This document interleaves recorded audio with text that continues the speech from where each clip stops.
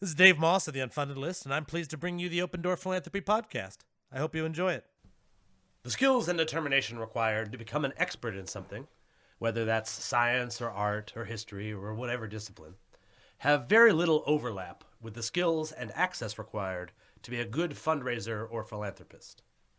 There are many talented experts out there with great ideas who find those ideas unfunded, while lesser ideas, with shakier evidence behind them, find funding due to their superior branding and fundraising abilities.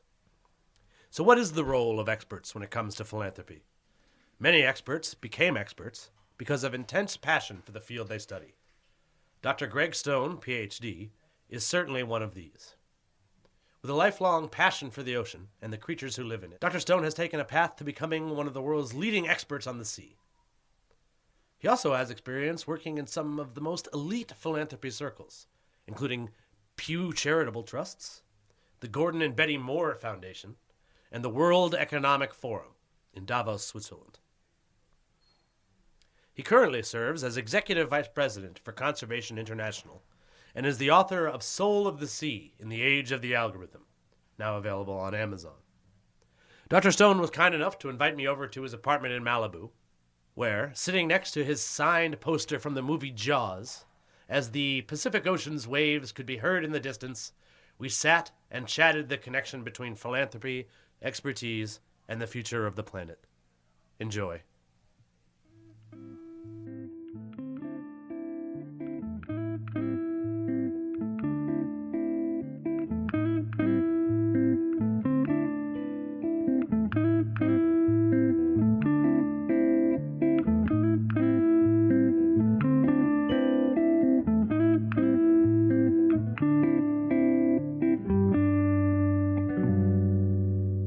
Thank you very much for inviting me in your home. Yep. This is very nice. I saw the Pacific Ocean on my way in. Yes. Which I don't see very often.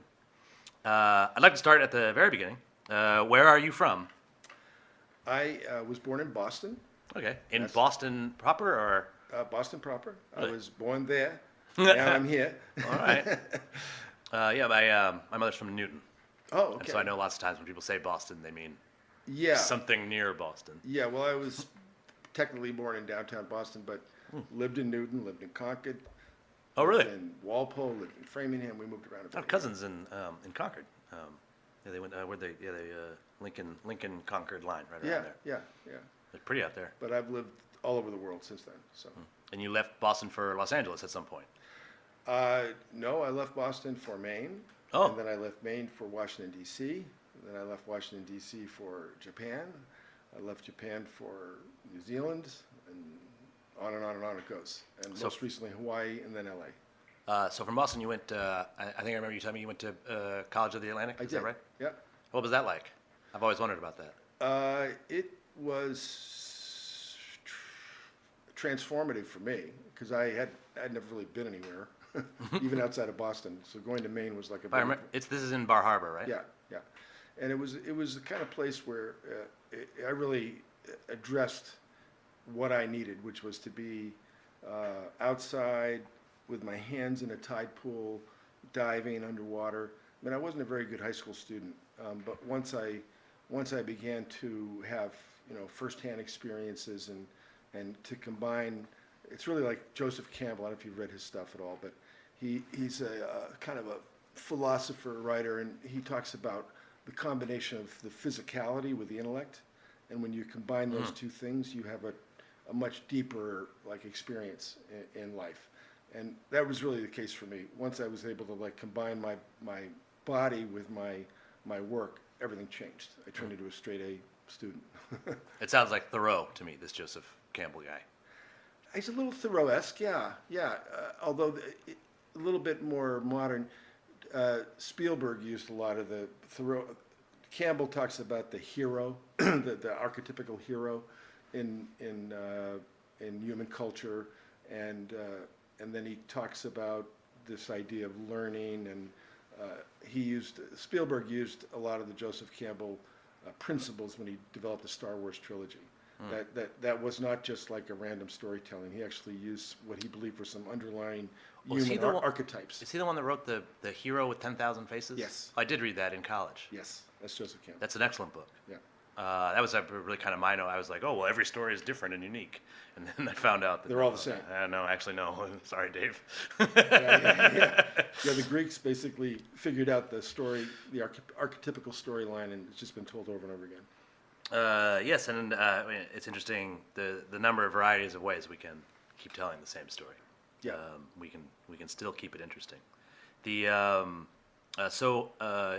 go back to Boston, how do you develop an interest in the oceans? And you must have had an interest in the oceans if you went to College of the Atlantic from Boston. Did you go to the beach a lot? Or? No, we didn't actually. For me, it was TV. It was. I started watching this show with this guy that had a French accent, and it was an old TV with a clicky channel changer. Mm-hmm. And I did have one once. I know I look young. And every 8 weeks or so, there was this show called The Undersea World of Jacques Cousteau. Yeah. And I would sit there on the living room floor with my mask and flippers on and count the days in between these programs. And I was just totally taken in by it, like I guess a lot of the country was. And then there was another TV show called Sea Hunt with Lloyd Bridges. And it was a black and white program and this guy was like a detective guy, but every episode, he was a diver, and every episode had him underwater doing something. Anyway, those two shows really, really captivated me. Neat. And I knew from that point on that I wanted to do something with the ocean. There was no question about that. And then it was when I was about 8 years old, I finally got to the ocean and visited my cousin who lived south of Boston in Hingham. And sure. He had...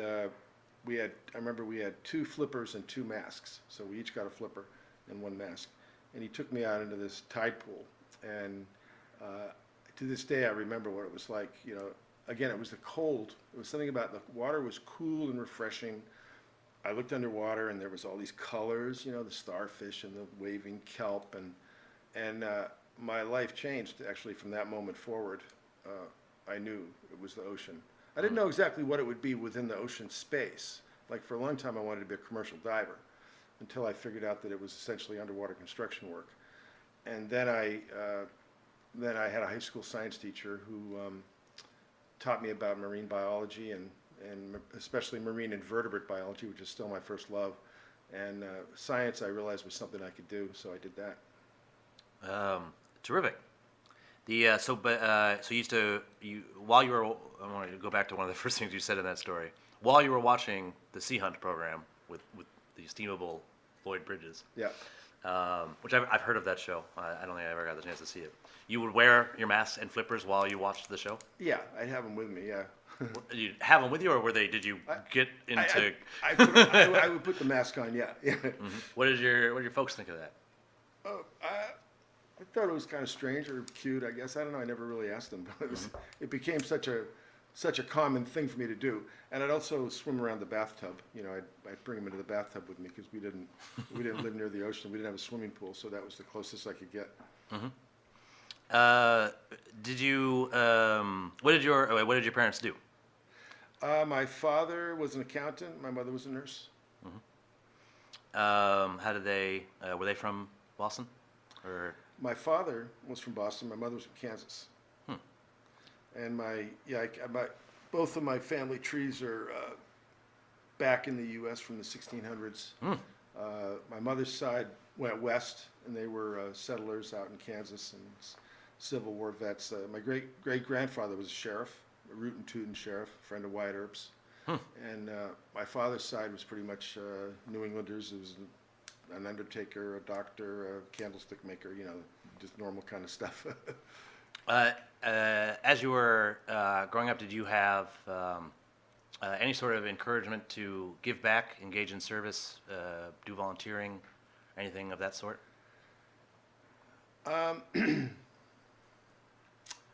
Well, I volunteered at the New England Aquarium when I was in high school, but I wouldn't call it giving back. I think it was a very selfish endeavor in that I wanted that experience. So I think that where you're going with that line of questioning, I would say no. There wasn't I was raised in a Unitarian church, most of the lectures or sermons that I heard were about the Vietnam War.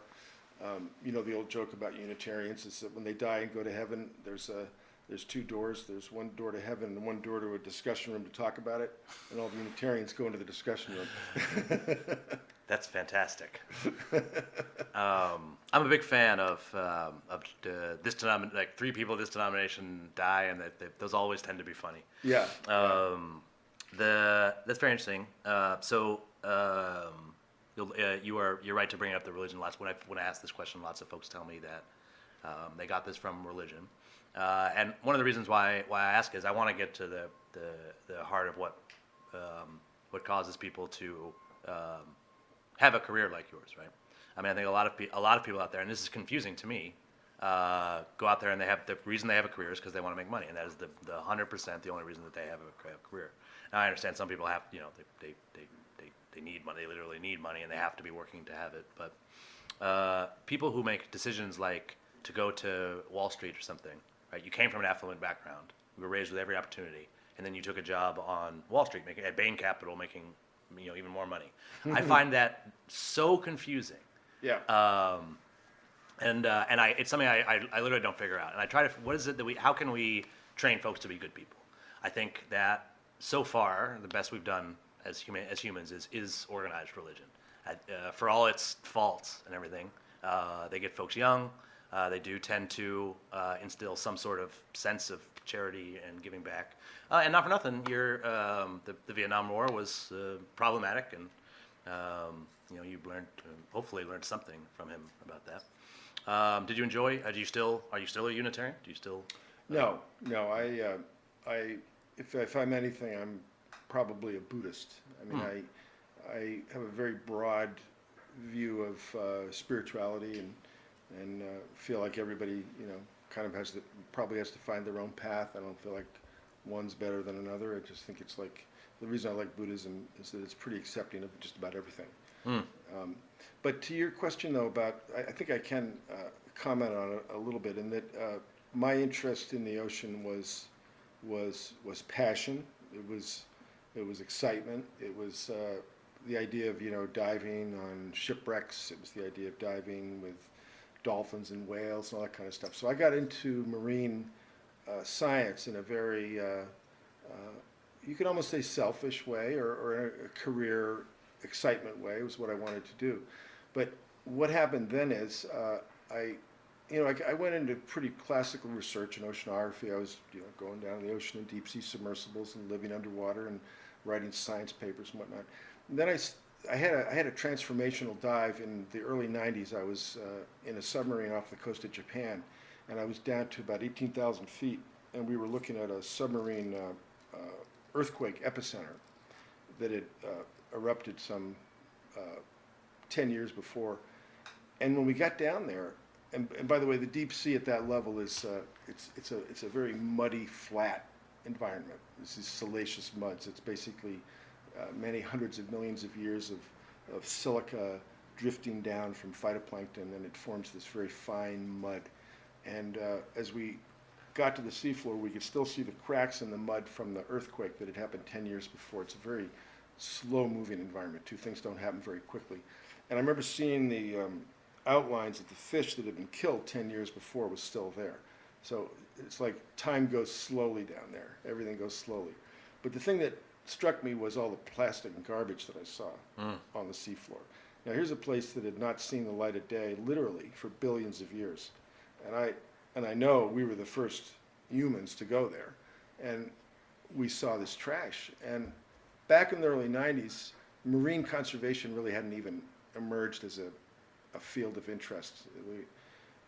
No one had noticed that the oceans were deteriorating, and certainly no one had thought about reversing that trend. So when I saw that, there's a thing that I like to call the consequence of knowing. In life, once you know something, there's a consequence to it. If you know that people are starving somewhere, I feel there's a moral consequence to that knowledge, that you need to do something about it if you can. I agree. And so I think my antenna went up when I saw that. But like most things in life, it didn't happen overnight. It was like, And I said, oh, oceans are in trouble. I wonder if we should do something about it. A few years later, a job came up that had to do with marine conservation. And I'm sure that if I hadn't been on that dive previous years, and then I saw other things since then, I moved over into that field. I mean, I did not want to. In fact, I always like to say that my goal in life was to work myself out of a job in terms of my focus on marine conservation. I would love to see the oceans irretrievably on a path of recovery such that I can go back to diving on shipwrecks and diving on for pure science, but I don't think we can afford to do that. Mm-hmm. So just so I understand correctly, you were exploring a part of the ocean floor. People had not been there before. Never. But Yeah. there was, our trash was there. Yeah. So our trash has explored more of the ocean than we have. This is for sure. It would have been like. It's an interesting. I've not thought about it that way, and that is depressing. It would have been like Neil Armstrong having to kick a can away as he stepped on the moon. Yeah. The Mars rover gets something stuck in its spokes or something. Yeah, that's unfortunate. That's interesting. Do you remember this is a question I ask everybody, and I often sometimes it's not interesting. We don't always include it. But do you remember the first time you gave something? Lots of folks, it's a birthday present to their parents or Christmas present or something. But do you remember the first time you took it upon yourself to give somebody else a gift? Yes, in that it turned into a family joke. When I was 6 years old, it was my sister's birthday party, and my parents took me down to the local toy store and said, okay, it's your sister's birthday party, what do you want to get her? And I bought a truck to give her a truck, because that was the best thing I could think of, that anybody could possibly want was a truck. It turned into a family joke. But Yeah. In terms of what I think you're going after here, which is... it's somewhat interesting. Yeah. They took you to the toy store and they said, pick something for your sister. Yeah. So that's not really you. It's not really me. Yeah. Me doing that. I mean, the first time you decided and it can be a bad gift. It doesn't have to be the right. Probably a girlfriend in high school, you know. Trying to curry favor with the opposite sex. Because it's turnabout's fair play. Mine was so I saved up my allowance and I bought some dangly sterling silver earrings for my mother, and I'm pretty sure she's never worn them. She does not wear anything sterling silver or dangly earrings. So that's funny. I used to get great pleasure in buying my mother stuff when I was traveling, because when I started my work in marine science, I ended up traveling a lot when I was young. As soon as I going to Antarctica and getting on a research ship here, research ship there, so I'd end up in these remote, out of the way places. And I don't think I had a girlfriend at the time, so I used to buy my mother a sweater or a hat or something like that, and it was always like thrill her. Yeah, it's funny. Yeah, I love at this point, if my mom wanted something, she bought it already. So getting them things is difficult. Yeah. And whenever I can find something that I'm like, oh, this is unique, they would enjoy this. It's usually like a book I find at a used bookstore. Yeah. They will read any book they're given. And whenever I can find one that they're definitely actually interested in. And I also remember, so my grandfather was a very serious man who did not, I don't think, really understood gift giving. We were Jewish, but I grew up in Maine, so we did have Christmas because it would have just been cruel to me otherwise. Right. I would have literally been the only kid in school who did. All these other kids get Christmas and you don't. Right. It would have been child abuse. So Right. We didn't go to church or anything, but we put the pine trees were quite accessible. It was fun to go out and we would chop them down on our own. It's funny to think about. If I were to in D.C. just go down to Rock Creek Park, right, chop down my Christmas tree, I think I might get arrested. Right, if they saw, or just when they see me walking around with my axe. Yeah. It's funny how different parts of and now I'm here in Los Angeles, which as far as I can tell is the anti-Maine. Literally everything here is different. You got pine trees instead of, and the ocean looks so different. It was, and you probably know exactly why. It was clearly formed differently. Everything about it looks different from the ocean in Maine, which you spent a lot of time Well, one of the things here is you've got a very steep, there's no continental shelf here. In Maine, you've got a continental shelf that extends out to George's Bank. Yeah. Here, it drops off precipitously. Interesting. And also, as I understand, that water is warm, right? Relatively, yeah. I grew up thinking that the ocean was always freezing cold. remember the first time I went to Charleston, Folly Beach, and put my foot in the water, and it was not cold, and I thought something was wrong. I was like, I think there's been a spill or something, because the water is you can go in it and you don't freeze to death. Yeah. Did you ever do a polar bear run when you were living in Maine? No, what's that? Oh, really? So some of the old timers, they like to, and we get warned against this, but in February they go down to, I used to go to Ogunquit Beach, and basically you all run into the ocean and you see who can stay in there the Oh, longest. that. Yeah. I love cold water, and It's exhilarating. One thing I used to do in Maine was we used to carve holes in the ice in a lake, and we'd jump in and out. Oh yeah, I've done that a couple times. And then I ended up Dangerous. doing a lot of winter diving, and I've done a lot of diving in Antarctica into Mm-hmm. icebergs and around icebergs. But of course, you've got a suit on, so now I like cold water. Yeah, they say it's good for you. There's now these. I just heard about this from somebody. I don't know if it's legitimate science or not, but that you can get freezing sessions, cryotherapy sessions. They put you in a room for 2 or 3 minutes, and they bring it down to negative 300 degrees Fahrenheit.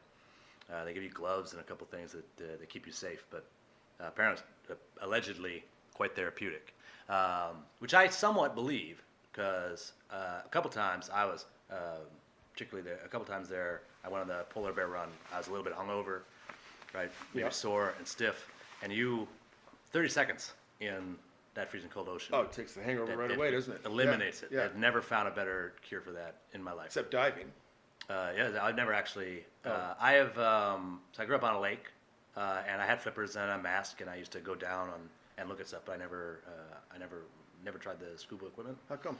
Honestly, it looked like the process of getting certified looked like a lot of rules, and I don't know. It just seemed like I didn't want to go through all of it. It Yeah. looked tough. I had a friend who took the class, and she was Yeah. always studying for it, and I remember when she explained to me, I forget what it is, but that if you go up too fast or at the wrong angle or something, you just die. Yeah. That's true. That was Very careful. Yeah. That was the end of it for me. All right. I was like, there's no chance that I am going to not break this rule at some point and just die. It was what is it exactly? If you go straight up, the Well, blood rushes or something like There's a that. couple things. One is if you hold your breath and surface, because of Boyle's law in physics, the air in your lungs will expand and pop your lungs. So your lungs will just explode. Yeah, and then there's another related issue, which is the absorption of nitrogen in your tissue will deabsorb rather quickly, and you get bubbles in your tissue, and can cause like paralysis. Yeah, that's rough. Yeah. I did enjoy going down in the lake or whatever. I was able to retrieve a couple fishing poles that I lost on occasion. One of the reasons I do this podcast is I run a nonprofit I founded a couple years ago called the Unfunded List. We read unfunded grant proposals from anywhere in the world, any issue in the world. You're trying to raise money to do social good. You got rejected. You probably didn't get any feedback. So you can send me the proposal. I have about 150 experts. Like I said, access to expertise is one of the great privileges in my life. I also make it very easy for them. We review proposals twice a year. They get 3 or 4 in their area, and I give them 6 full weeks to read it and send me their thoughts. And I let them send me their thoughts in whatever format they want. I don't make them log into something. And That's good. And which is really neat because some of them just do audio memos on their iPhones. That's what I do. Yeah. Well, I encourage that. The folks love it. There's this one dude, Chris Shembra, who is a Broadway producer. I think he told me he's got 11 Tony Awards. I'm really lucky to have him reading stuff. So anytime I get an arts proposal, I send them all to him, and he reads them. He doesn't like writing. That's what he told me. Yeah, I do. He's like, can I do audio memos, right? And so each round I get to send. I mean, this guy's an extremely accomplished Broadway producer, right? And I often get people who are trying to raise money to do a play or something, and he gives them direct. It's direct from his mouth. I don't edit it at all, right? And Chris gets to do it in a way that he only has to talk to them if he wants to, right? So obviously, if you're a Broadway producer, it's kind of tricky, all right, giving feedback to people who are up and coming, right? Because they're hustling and they're not gonna stop bothering you. Right? So, but this is everybody gets to give me their feedback, and if they want to talk to them, I encourage it. I facilitate those introductions and stuff. You know what I've started doing to save time too is I just have to check something here. Yeah, we're good. Not a problem. Is you know how hard it is to how your brain can process information like 4 times as fast as you can read. Mm-hmm. And so what I've started doing is using the wonders of the Fourth Industrial Revolution, which is I'll select a document and I'll put it on like 4 times the speed of normal reading, and I just let it play in the background. And you can understand exactly what's happening without Siri going at a normal speed. And that way I get a lot more done. I'll just put like if I have to read a scientific paper or a white paper or something like that, in my world it's pretty boring to sit there and read the thing. So I'll just put it on rapid speech. That's interesting. Yeah. I was reading recently about David Boies, I'll show you. Yep. the trial attorney who is extremely dyslexic, borderline illiterate. And I was reading about all the ways that he deals with that. Obviously, being a lawyer is involves a lot of reading, and he's come up with some really interesting, unique ways to do it. And probably, if it weren't for that challenge, I never would have become the person he is, which I find interesting. Listen to this. This is on fast, but you can hear what's going on here. Seascape, ETPS, is world-renowned. This 2 million km2 region, comprising the Pacific waters, coasts and islands of Costa Rica, Panama, Colombia, and Ecuador, includes the world's densest Now, who cluster the fuck of wants to UNESCO read World that? Heritage I mean, Sites. it's like this technical, but I have to get the information in my head, right? So there it is. Yeah. Interesting. So anyway, we've reviewed a little bit over 100 proposals. I think 110, and some of them have had to do with the oceans. I don't think any of them have been. We give them feedback, and these are well-meaning folks. Nothing on the oceans has wowed me particularly. One of the first ones we got, and one of the, I think, sillier ones, it was called Art Reef. He was going to fix the coral reef by dropping art on it. So he was going to take boats, get old art, unwanted art, and go out to the reef and just drop it into the ocean and let it sink down there. And he claims that then the reef would grab the art somehow and reform around the art. Sounds like Art Reef. What's this guy? I think you guys. Where do I send the check? I I think that's the question here. Detox first, and then maybe he'll have something.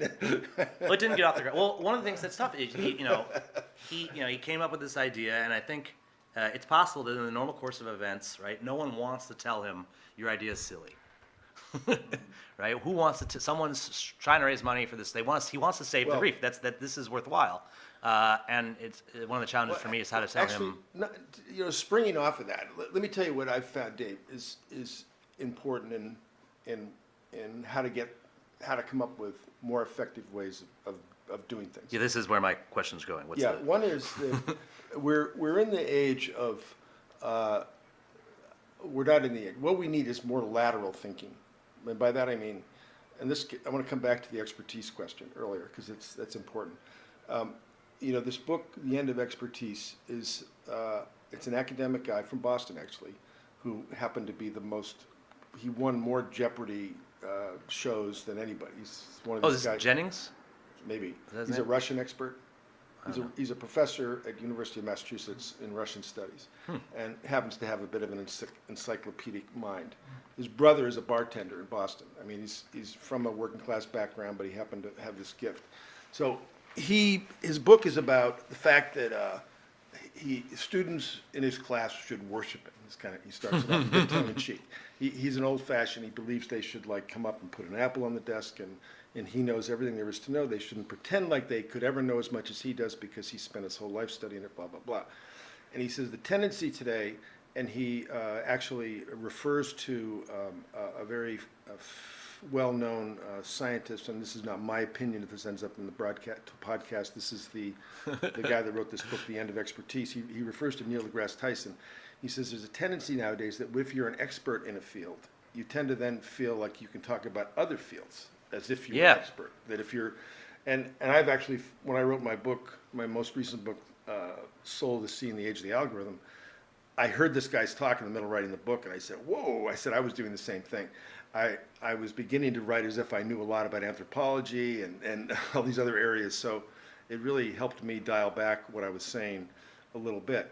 So he says that we really need to respect deep expertise in a field and not think that because you've read a book on a subject, you can then speak authoritatively about that subject. We are in an age where I call it the ocean renaissance, where, and I can get into a little more detail what that means exactly. I unpack it in the book a bit more, but we need, on the other hand, to be sensitive to variety of disciplines. In other words, if you go into the ocean and all you study is the ecology of a coral reef and what to do about the ecology of the coral reef, but you don't consider what happens to the people that live along the coastline in the Philippines and depend on the coral reef for their livelihood, nor do you have any sensitivity to the economics, the long-term economic trend of a degraded reef system, the natural capital. In other words, to really be effective today, you've got to have some awareness of economics, you have to have some awareness of anthropology, you have to have some awareness of ecology, you have to have awareness of international affairs.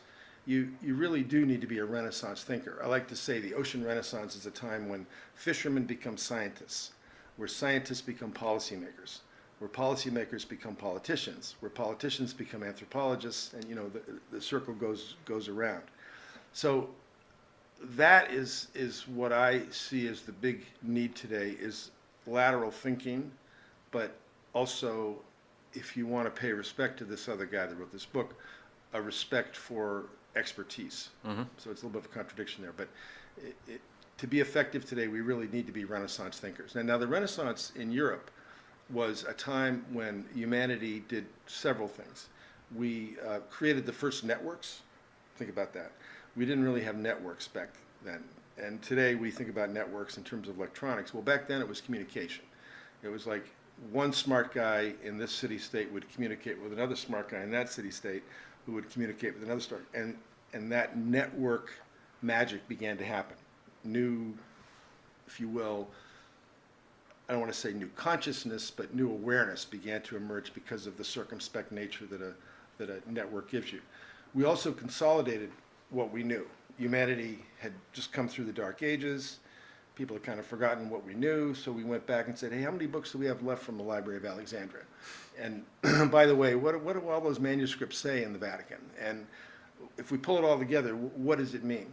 And then thirdly, we invented arguably science, which is science to me is nothing more than a system of rules that keeps us from lying to each other. At the end of the day, it's quite simple, really. Now, I feel like we're in need of another renaissance now. And obviously we have new networks emerging at a phenomenal rate. We have a consolidation of knowledge happening through the internet. But what's needed today, which didn't happen in the European Renaissance, is a consolidation of indigenous knowledge and indigenous social practices. Because back in the day, they weren't aware of any indigenous systems, and if they were, they didn't really care about them. But I found through my work that there's actually some scalable indigenous systems that we should be looking at as we encounter this rapidly changing world. I'll give you a couple of examples. The Iroquois 7-generation rule. Have you ever heard of that? Yes, but I don't remember it, but I've definitely heard of that. Well, the Iroquois American Indians had a rule that any decision made by the tribe, for the tribe, had to be good for 7 more generations. Yep. In other words, cutting down all the trees on the reservation in order to sell them to a logging company was not a very good idea, even though they'd make a lot of money in the short term. Going to war, whatever the decision was, it had to be good for. Now, wouldn't it be something if It's not something they talk about in Congress. We talk about They would look at you weird. We talk about 2- and 4-year election cycles. We talk about quarterly returns on businesses. We have other things that drive our decision making. They're not those kind of. And I was thinking about Congress, but I think the quarterly capitalism is probably. Those folks aren't thinking. Yeah. Farther than they can see. Now, I used to think indigenous knowledge and indigenous social practices was important, but quaint. I used to think it belonged in a museum, in a box. You respect it, and it's socially correct to respect it, but I've now come to believe that they're actually products of social evolution. Many thousands, even in some cases tens of thousands of years of evolution, where those communities that didn't have these kind of social practices didn't survive. And we could talk more about them if you're interested. I give you other examples that I've come across. Some of them I read about in the book, in the values section. So I don't know why I said all that, but that's Well, kind I of, think that's that- kind of where you led me. Yeah, one of the more, as you were talking, I was obviously thinking about the pipeline protests. Yeah. We were, there's and you're right, and I never thought about it quite that way, as they've evolved, they have these practices. And one of the things that was confusing for me when I was looking at that protest was, honestly, it sounded like they were proselytizing native theology to me. Right? I'm like, I'm not going to convert to your religion. Why do you keep talking about all this, right? But it seems to me, and I don't mean to bemoan religion, but I was trying to learn about this pipeline and the actual effects of it or everything. They're talking to me about Mother Sky and the water protectors, and I'm just, that's not something that I grew up with or whatever. But they survived when other tribes did not, and that is a very old tradition that they brought with them, and evolutionary theory would have us respect that. That's a very interesting point of view. I think you're probably right about that. Yeah, you have to look at the practical implication of what the idea is, and then see if it would make sense to have it in a UN agreement or in Congress or some other place. Well, the actual question was what's the new. So the folks who send us stuff, they tend to have new ideas, right?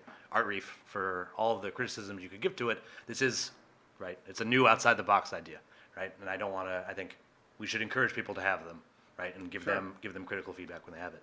What are the exciting areas, new and outside the box stuff in the ocean that you're aware of?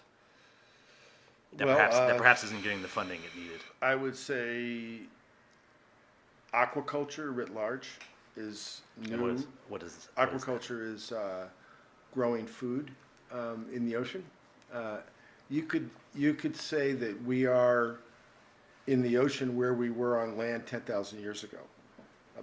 Now, if you go back 10,000 years, we were hunter-gatherers, right? So, Dave Moss would, get up, in the cave each morning. You put on your bearskin loincloth and you sharpen your spear up while your woman is telling you what she wants that day, and you're going, yeah, I know. Mm-hmm. I'll see what's out there, honey. And so you go out there, and if it's a deer, you get the deer. If it's a little muskrat, you get that. If it's whatever, you come back and you eat it. Wildlife. You would go catching wildlife and eating it. That's essentially what we do today in the ocean. We're out there catching wildlife and bringing it back and eating it. Then we figured out that there was half a dozen animals that were pretty good to eat, pretty easy to keep, so we domesticated them, and hence the domestication of farm animals. Now we're picking those same species in the ocean, and probably 50 to 100 years from now, there's probably going to be a half a dozen animals, mostly fish, in some cases shellfish, in other cases seaweeds, that we have decided are the ones that we're going to grow. And they're going to be grown in some industrial manner, shape, or form along our coastlines, maybe internally, maybe offshore, we don't know yet. But that is probably the big idea that's happening, one of the many big ideas that's happening. The other ones are, as we're, as artificial intelligence and machine learning, all that stuff happens, it's yet to express itself in the ocean space. It's possible that sometime in the near future there'll be robots the size of my phone that, with the right battery and propulsion technology, you can throw into the ocean. It'll swim around all day and come back and tell you what it found. I mean, that's certainly within the realm of possibility. And that's the kind of information that we need. It is true that we have better maps of the surface of the moon and the surface of Venus and all the other planets in our solar system than we do of our own seafloor. There are mountains under the ocean that we only know are there because there's a gravity anomaly when a gravity satellite goes over that part of the ocean. We've actually never been there to image that part of the seafloor. Fascinating. What prevents us from, how is it possible that we have better maps of Venus than we do of our own ocean floor? Well, how did that happen? Because we can get maps of Venus from radar, synthetic aperture radar of satellites that, all you need to do is send a satellite up there and have it do enough polar orbits that it covers the whole planet. You got a great map. You can't do that because electromagnetic energy attenuates in the ocean, so you need to use acoustic energy. So that means you've actually got to send a surface vessel right over every part of the ocean in order to image back the map of the seafloor. What would it take to do something like that, to fully map the ocean floor? Oh, what would it take? Depends on what resolution you want. If you want the resolution that we currently have for other planets in our solar system, it would take a few years of surveys, dedicated survey ships going out there and essentially just going right over every square inch of the seafloor. It's always fun to look at a map, a chart of the ocean, and sometimes you'll see, we have a general sense of what the seafloor is like. Don't get me wrong. We know that there are these mid-Atlantic ridges, there's spreading centers, there's trenches, but we don't know the structure of every ridge and valley, and we don't know the contours of every mountain. And if you look at a chart, even modern charts, sometimes you'll see, you probably did in Maine, maybe being in Maine, it's kind of a nautical place. If you get a chart, you can probably find one around here somewhere, you'll often see a series of numbers going across the chart in a straight line. Do you ever remember seeing that on a chart? Well, that's the echo soundings of a ship that happened to traverse across that one place. Some of them are from the 1800s, because no one's gone back to do full, it's called a multi-beam sonar, when you get a whole bunch of high-resolution sonar beams going out to give you the texture, for example, picking up on the topography of a table this height at maybe 10,000 feet. You'd need a lot of information. So it's just time and effort we haven't put into the oceans yet. Certainly there are. We have the U.S. Navy has basically total dominance of the seas. We've got several carrier groups. There's merchant trade ships going all over the place all the time. Why aren't? And in 2000, this seems like a doable. I think it was 2003, the USS San Francisco, a nuclear-powered submarine, slammed into the side of a seamount, killed one sailor and injured a whole bunch more. Google it later; it's quite a dramatic picture. A submarine crashed into a mountain. An underwater mountain. It's the USS San Francisco. It's quite an incredible photograph. Yeah, I would think. Because they didn't know it was there. They were going about 40 knots, and bam, right into the side. Well, certainly the Navy would have the budget and the ships required to carry this out. Yeah, what but stops them from doing it? They don't see the advantage in this? They have not seen the advantage for those high-resolution maps yet, no. Another way to think about it is the Lewis and Clark expedition. Remember that? It was My father taught that in school. It was the largest geographic expansion of the United States. Thomas Jefferson bought this area. It's double the size of the country. And what's the first thing he did? He sent these two guys out to survey it, and they walked from right across it. And do you realize the maps and the information they collected basically were the basis of the next 100 years of American expansion out into the West? And we've yet to do that in the ocean. We've yet to have the Lewis and Clark expedition of the ocean, to go down and have a look at where are the rich. We kind of know where the rich mineral deposits are, but we don't know in fine resolution where they are. We certainly don't know what the species are down there. And there's a lot of they're called thermophilic bacteria, bacteria that can exist in high temperature. There are bacteria that can exist in high pressure, and these have potential for industrial applications.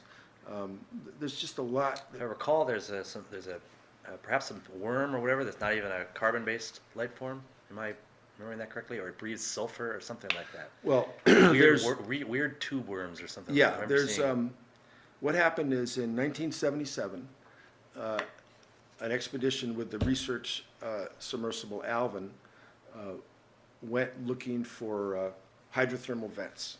Now, the geologists had predicted these vents, which is, the mantle is, the Earth's mantle is very near the bottom of the seafloor, right? Because the way geology is, you've got the continents, which are these continental big thick things, And then you've got the seafloor. Now, the seafloor doesn't have a continent, so you can erase the continent, and now you're very close to the mantle, and the mantle's hot. So the geologists had figured out that down at the bottom of the seafloor, there's probably places where water was being heated and recirculated and brought back up through the seafloor. And in fact, there were, and they found them finally in 1977. They predicted them off it's called a location called 9 degrees north, about 500 miles off the coast of Costa Rica. But what nobody had dreamed of was that there would be life associated with these hot vents, life that was in fact dependent on metabolizing sulfur. And the word chemosynthetic life entered the scientific lexicon. Prior to that, we thought all forms of life had to be derived from the sun. Now we found life that was not derived from the sun, it was derived from a chemical. And that in turn gave us hope gave us a whole new realm of hope for finding life in outer space. Because now you could go underneath the ice of Europa, through the European Sea, down to the seafloor of Europa, where you know there's no sunlight, but you do know there's probably hydrothermal vents. And so it opened up a whole new world. I always like to say that it'll take an oceanographer to find life in space. Man, that's fascinating. Thank you for for humoring me there. I was vaguely aware that there were some strange worms, and you knew all about them. So thanks. One of the benefits of having an expert around, because They're called vestiminiferan worms. I'm an expert And the worms, in nothing. and the worms, they can metabolize the sulfur. Yeah, they're pretty amazing. One of the challenges for me as a philanthropist and also in running my organization is I'm constantly dealing with problems, right? All these people are trying to solve a problem, and I spend time trying to think of like what are the problems most worthy of our time and attention. I don't think funding is going to all of the right places, one of the things I've learned through these interviews and stuff is that true generosity in philanthropy is extremely rare. Particularly high net worth philanthropy. Almost all these folks give for a personal reason, right? You yourself, you got into the oceans because it was satisfying to you personally, right? Not originally because you set out to save the oceans for everybody else, right? And I don't think humans, it's not in our nature. It's not how if we were that gregarious, we probably would not have evolved to the point we're at, right? But so the result is that diseases get a tremendous amount of funding because even the wealthy are not immune to them, right? So Alzheimer's, but even within disease, right, the diseases that are killing the most people are not the ones getting the most funding. I would love That's a good point. My lifelong goal is to make it so that the funding starts to go to the areas of the most need, right? Because if I think we start solving we'll be solving problems left and right if we with just better allocation of resources. My biggest pet peeve of the entire social impact sector is every time I hear a fundraiser come out and give a talk, right, he has to point out that the only solution is that we need to raise more money. Particularly everybody at the UN believes all of the problems are solvable with just a little bit more budget for the UN, right? Their $5 trillion budget, not enough for them. We need to raise more money. Is that what the budget is for you? If you count, you have to count. No one at the UN's ever going to admit it because there's just so many different things, and that's not part of it, right? But if you count everything, was just emailing the president of the UN today. I mean, good work happens at the UN. I certainly think it's really, really useful to have them. I think they should stop congratulating themselves for coming up with a to-do list, but right. But it is an accomplishment. We didn't have a global to-do list before this. Right. And that's a good step. Right now, it's wildly unrealistic, but it's a good step. Speaking of which, what do you think of? I forget which goal it is, but there is an oceans goal. 14. I assume you probably worked on it, Yep. consulted with them on it. What is the specific goal on the oceans? I don't quite. Well, it's a number of dimensions. It has to do with food security. Getting food out of the ocean because it's pretty widely real. Today 1 in 4 people get their protein out of the ocean every day, and most of those people are poor. And as we go into the future, it's the strategy of the World Bank and the UN that the burgeoning populations of coastal poor people will need to have seafood because it's such a great brain food for kids. The icon for that goal is it's a fish, right? Yeah. What's the sort of person who gives to the ocean? Is it all divers? Is it people who grew up on the ocean? What's the personal connection that causes that? You mean in terms of foundation and personal giving? Yeah. Yeah. When Well, individuals are making decisions. I found that there's three things that an individual, and I call them, I'm referring now to high net worth individuals. Sure. Not people that write a check for $10 at the end of the year for the local thing. They need to have three things.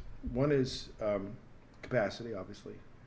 The other one is a passion, and the ocean is a thing that generates passion in people. So it's not always about diving. It's not always about living by the coast. It's just people have a thing about the ocean. It's romantic. And it's a passion. And the third thing the person has to have is generosity. And I've, in my experience raising money for the oceans, you'll often find one or two, but it doesn't work unless you have all three. You really do have to have all three, because someone can have a lot of capacity and tremendous passion, but if they don't have the generosity gene, it doesn't work. They've got to have that innate ability to pull out and write a big check. This is how, as a fundraiser, this is exactly how I score donor prospects. I do a 1 to 3 scale for capacity, interest. I'd say interest instead of passion usually, and then generosity, right? Because if you find somebody who's got 3 for 3, you should be trying to spend all of your time on people who max out in all 3 categories. That's right. Yeah, exactly. I guess my question is mostly about the generosity factor, right? Because like I said, I think pure generosity exists, right? But that it's almost always that they at least believe that they're getting something out of it for themselves. I mean, I guess they want it to be there. They know that they need it to live, right? So that you mentioned briefly that that these are the high net worth folks, but there are, I think, a lot of regular individuals, particularly in this country. Almost everybody makes donations. Friends of mine used to work at Ocean Conservancy, and I happen to know that they were. Who's that? This would have been a long time ago, but I knew like most of the young folks that worked there. I used to hang out with them. I worked at a nonprofit that was across DuPont Circle from them. And this is back when Vicky Spreel ran it. She now runs the Council on Foundations, and is a very big deal. But I used to go to happy hours with her and the rest of the Ocean Conservancy folks. And so I know, and in fact, the only donation I ever made to the ocean was because I wanted the little stuffed turtle that they gave as a gift. I saw one at Kate Sherman's house, and I was like, I want that stuffed turtle. How do I get it? And you had to make a $50 donation or whatever, so I made one. And I feel like there probably are people, I mean, they're giving those turtles for a reason. But what causes people to write a $10 check to something like Ocean Conservancy? Most people write those kind of checks for, I would call it animal rights issues. It's like they look at a seal with those big watery eyes. I've seen some. And that generally generates those kind of checks, I think, or a whale or a dolphin or something like that. The esoteric. People love dolphins. People love dolphins, and they can relate to them. And that's what generally drives that kind of fundraising, in my experience, is animal stuff. Not like we need to return a fishery to MSY within 10 years, plus or minus 2 years. Otherwise, the spawning stock of the fecund females will fall below the critical level required to maintain the stock in perpetuity. You know what I mean? The real stuff. They use fecund for, I've only heard that for fruit. Oh, just use it for... They use it for fish. It means it's a female that can be impregnated. She's fecund. Fecund is... Fecundity. Fecundity. It just means it's like a lovely word. Reproductive viability. Yeah, they in apple orchards they will refer to this tree is more fecund. What? Fecund is how they used to pronounce it back in Maine, which I assume is the wrong. I've always assumed that however they pronounce it in Maine is the wrong. It's safe to assume that is not how you pronounce that word. Right. No, fecund is a biological term for anything. Yeah. But you raise a really interesting point. This is something that happens. So with a lot of the proposals I read that are from what I call the Maven set are like what you were just saying, right? Here's the like scientific results we're going to get on this, right? And to them, this makes perfect sense, right? They are very much inside the box of what they're doing. they know that if they get funding, that they will achieve this outcome, and they know that they need that money, Yeah. and they know that there's this pile of money here, so they apply and they write down their all of that stuff. You've probably had to fundraise to do your research and stuff, which often so how do you you need to tell them some of the science, right? But also in a way that makes it interesting. What's your angle when you fundraise for your research? What's my angle? It's usually a case statement, the why, why does it matter? Mm-hmm. And if it's science, that's another whole kind of a proposal, which is based on the, referring to literature and what's known, what's not known. But I don't do much of that kind of fundraising anymore. That was earlier in my career. Now it's more like we will change this policy decision by providing this information to that person, by launching this website, by sort of making those kind of arguments. So the donors you're looking for now are ones that want specific policy changes. I'll give you an example. Please. And I don't even mind. Well, let me leave the name out for the time being. It's probably okay to put the name in there. I met a high net worth individual 10 years ago, and he said to me, Greg, I like the ocean. I have a passion for the ocean. I have resources, and I would like to do something. But he said, I get asked by all these different people for different things. I don't know where to put my money. He said, and I'm a businessman, and I would like to make a business decision. So together, he and I came up with something called the Ocean Health Index. Have you ever heard of that? Okay. I don't think so. I can make a guess as to what it is. Yeah, it's a metric for the health of the ocean, and it's like the Dow Jones Industrial Average, if you will, of the ocean. I'm going to give you something. And this guy's name You'll have to Bill Wrigley, and we essentially came up with the world's first scientifically transparent global measure of ocean health that by country. Each country gets its own index. And because it's a scientific metric, you can actually go in and see how it's constructed. So the folks listening can go to oceanhealthindex.org. .org. And the purpose of this tool was to create a metric where a philanthropist could go into it and say, oh, I want to invest. There's no way we're recording you right now. What's that? Oh, I'm There's sorry. no way we're picking this up. Okay, I'll come back. The purpose of this was to Well, I would like the listeners to hear that. teach. Yeah, the purpose of this metric was to enable a donor to invest very strategically to move the metric, right? Because if you understand how the metric is comprised, you can then go in and move it, and also for policymakers to change the index of their country if it's a nation, or their backyard if it's at a smaller scale. So it's really meant to be a tool of change. This is interesting. Would you call this gamification? Oh, a little bit. Because it's like there's a score. They get to try to get the high score. Right? Yeah. Countries love that. They love indexes. Yes. Politicians love it. We're going to raise our poverty, and we're going to lower our poverty index. We're going to raise our education index. We're going to do this. I've had some politicians have actually run on this as a plank in their campaign. I will raise the ocean health index of the country by 5 points if you elect me. That sort of thing. That sounds good. I'm curious. I see one of the worst countries on here is Democratic Republic of the Congo, which does confuse me. Am I misremembering my geography? No, well, it's a low country, low score, right? Yeah, but they're not on the ocean, are they?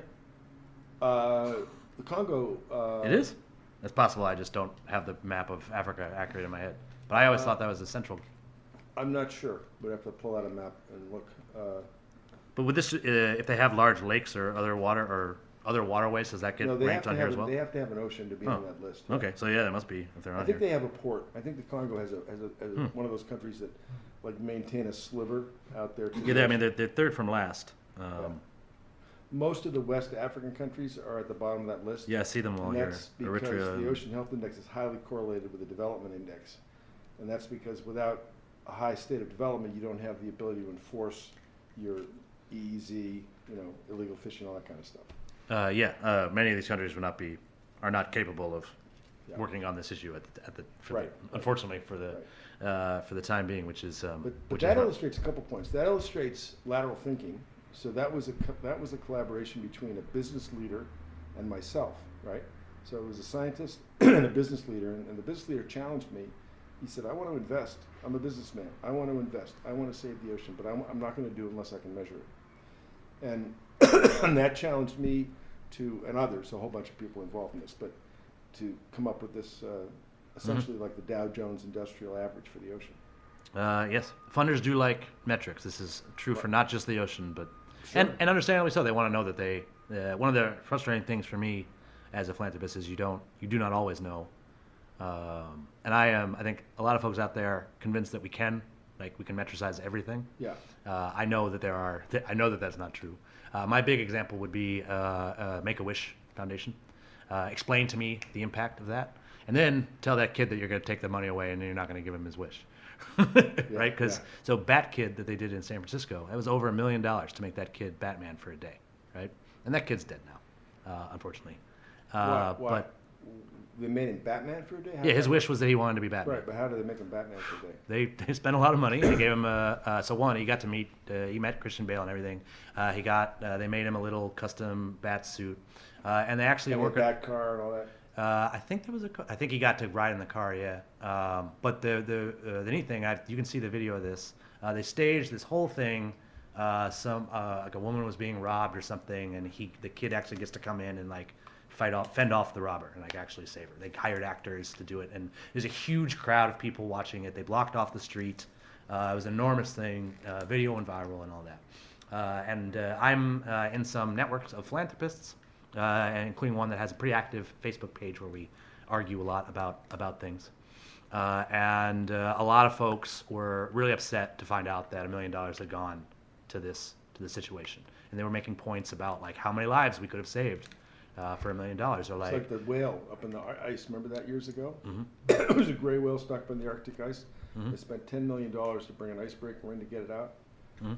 I found that to be disturbing to me, because $10 million could have saved 100 whales in another situation. But anyway. Certainly, and I think it is worth to think about, right, how many lives you can save and try to make the gift that makes the But most there's sense. something about it still. But I also know that it was just, so I was at work that day and I saw the video of that kid and I was inspired, and I don't, Exactly. and no one There's something else about it. can measure how much harder I worked as a result of watching that. Right. And I still think about it. It's still something that drives me.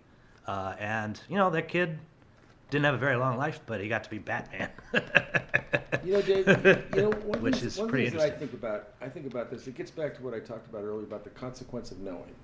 And part of me, like, when I wake up in the morning and I think about everything that's going on in the world, and if there is one person that is hungry, or if there's one animal that is being tortured, and I have money in my savings account that could alleviate either one of those two things, why don't I spend it on that? Mm-hmm. It feels like I should. And what are the limits to that? And I know that gets amplified a lot more for people that have a lot of wealth. Is how do they justify not spending it all on, alleviating child cancer or hunger or a poor dog that's having his skin pulled out. Any number of atrocities around the world that you can actually have an impact on should you choose to spend your money that way. I wonder, to me that's like a dilemma that any morally centered person would have on a daily basis. How does any morally centered person justify having 2 working lungs? Exactly. You could take it. You could take Or 2 it to kidneys or kidneys and all that. Yeah. So to keep on this, the relationship between scientists and philanthropists is very interesting to me. If a scientist does bad research, either from sloppiness or, I think more relevant here, they take like a big risk and end up being wrong, they are often held accountable for that. It's going to follow them around. Whereas if a philanthropist makes a troubled gift, which happens, I've done it myself. I've made a gift that had the opposite effect of what I wanted, and there is no accountability on me for that. And in fact, when I talk about it to other folks, they often I face confusion. Why would you admit like, or they tell me like, no, you should have. Don't feel bad. You were being like what you did was great. Like no, I should have. I didn't look into this well enough, and I ended up making a mistake. And I'm but everybody makes mistakes. Scientists are going to make mistakes. Every single person. We should be allowed to make that mistake. One of the things that's interesting, well, first of all, I think that I don't think scientists are discouraged from failing. I think that it's part of the scientific culture to try again, as long as it's not incompetence. Mm-hmm. As long as it's not something like, misspending of money or a flawed design or something. But in terms of one of the things that I found interesting about the philanthropic world, and they're getting better, is a common theme from donors is we want you, all you scientists, all you marine conservationists, all you whatever it is, to work more closer together. You guys are all doing different things, and we just get your act together. And I've challenged back, and I said, well, if you donors could get together, it would make things a lot easier too, because every donor tends to have their own. And I've sort of had a touche, back from some donors who have said, you're right. Is it fair of us to demand that of you when we don't, when the donor community doesn't do it? Also, who's in the best position to help the scientific community communicate with each other, right? The people funding it. Yeah. Right. If your donor says, "Hey, I want you to talk to this team," you're going to do it, right? Yeah. Well, things have gotten better on that front. I think it's a trend in philanthropy that I've noticed. It's one of the more encouraging ones. And I would argue that philanthropy, minus churches, are stopgap measures to change the world. And the end game should be that the desired activity. This is, I guess, apart from arts. That's a little bit different. But I'm thinking of my line of work, which is sustainability. It's by the way, sustainability is like an old word. Now it's regenerative. Everything we do. I've been hearing that a lot. Everything we do should be regenerative, not just sustainable. Someone talked to me recently. He's like, "Are you interested in regenerative capitalism?" And I didn't have a whole lot of time. Yeah. I was just like, "Yes, but I can't talk about it now." It just seems like the end game should be to get the proper behavior, the proper practices woven into everyday life, right? That's really what we're after. And that would, in my world, eliminate the need for philanthropy. Just a comment. Indeed, yes. So on those figures in terms of all that gets spent, I think I spent a lot of time talking to the folks who are trying to fundraise, and just giving them basic figures about what the field is like. So if you were to follow the advice, follow the money, right? One might assume that corporations are a good source to raise money from. And in fact, I worked at Conservation International for 2 months. I worked for, her name was Tracy Lamondu. Oh, I knew Tracy, yeah. She moved on to something else. Smithsonian. Yeah, so I knew it was some sort of big name thing, yeah. She was lovely, I really liked working for her, but for various reasons, CI was not the right fit for me. I think I like being in smaller operations. But it was neat, and one of the focuses at the time... What year were you there? Boy, I gotta think 2007, 2008? Yeah, I think you and I might have overlapped. Yeah, probably. I had just, if at all, it would have been right at my beginning and yours right at the end. It was fun. While I was there, we had, I forget, Fabian Cousteau.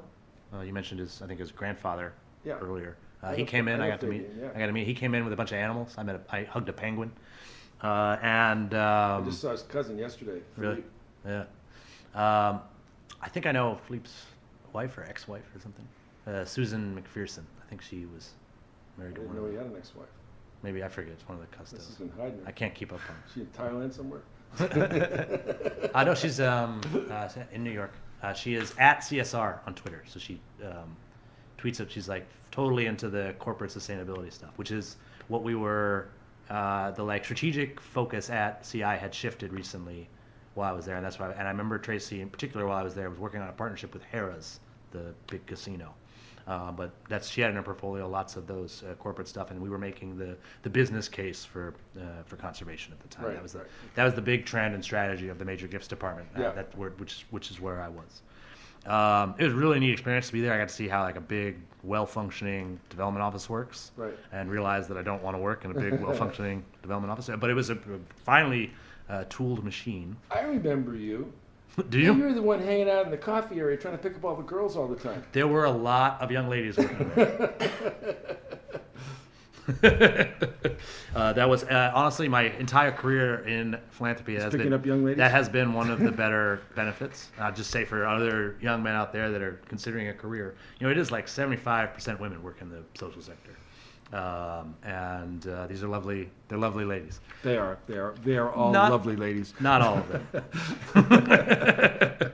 The majority, but there are, obviously there's exceptions to every rule. One of the cool at Conservation International.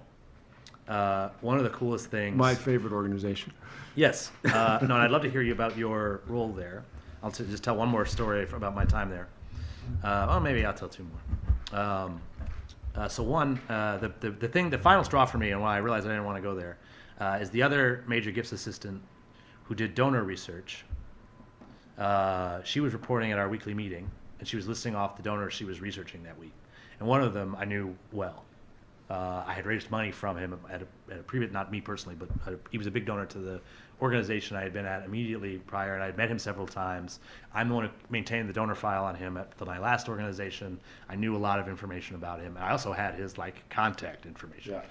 Yeah. And so after the meeting, I went up to her and I told her all this, and she was not happy to hear that I wanted to help her with that. You wanted to help her? Yeah. Why? Well, I was told, right, basically, Dave, you don't have enough work to do. So I was new with the organization, right? And my job was not donor research. That was her job. Huh.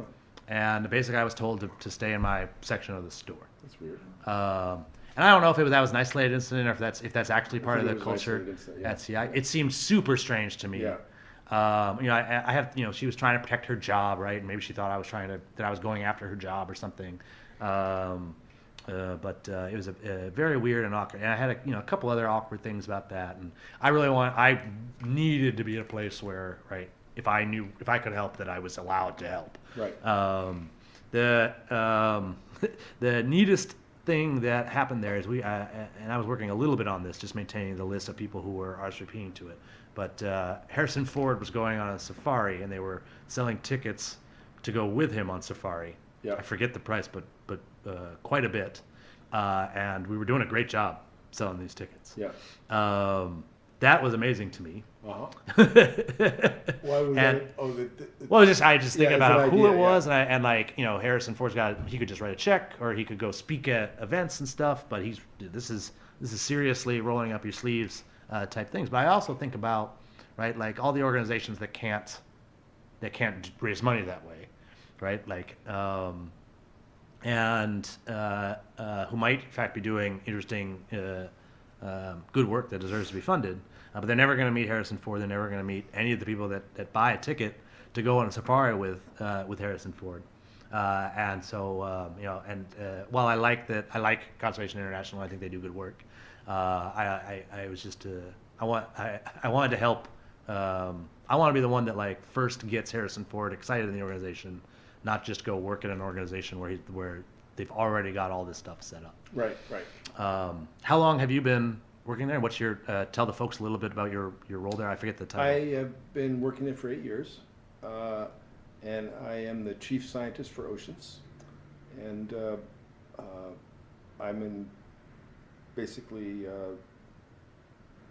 the lead, ocean person, along with a lot of really great people. We have people all over the world, and fantastic team. So that's what I do. Mhm. And I'm involved in fundraising, I'm involved in strategy development, I'm involved in execution, all of the above. I'm an oceanographer, is my background. I don't have a background in philanthropy except in the hard knocks, sort of That's the only shoe background. leather. Let's call it the shoe leather. Only background worth the having, shoe right? leather school of philanthropy, and spent a lot of time in the high net worth individual space. Is kind of where I've ended up talking to people, and it's also important to remember that, as I mentor and talk to my staff about this, you have to remember that philanthropists need projects as much as the projects need the philanthropists. And scientists or conservationists or artists, whatever they are they're not begging for money, and that's the error that a lot of young people think they're doing. They're actually presenting opportunity. They're presenting, I think, very high quality opportunity If they're doing it well. That's to what the they're doing, philanthropist. Yeah, and if it doesn't happen to be a match, it's no referendum on the work. It's just a referendum on making everybody kind of happy in the relationship. The things often. I think one of the main reasons that things don't get funded are not because we think we don't like you. It's because we have strict requirements on what we fund. Right? We only fund in this zip code, or we only fund on this specific area. And one of the advantages of being the size of Conservation International is you can have, right? If there's a bunch of donors interested in something that is tangential, it's not too difficult for you to start a new program and go after those funds, right? That when a small nonprofit does that, it's a disaster. It almost always ends in the end. And this happens a lot. It's one of the reasons why I do what I do, right? They don't get funding from somewhere, and they're told we fund this, not this. So then the organization starts doing that instead, right? And that's just not.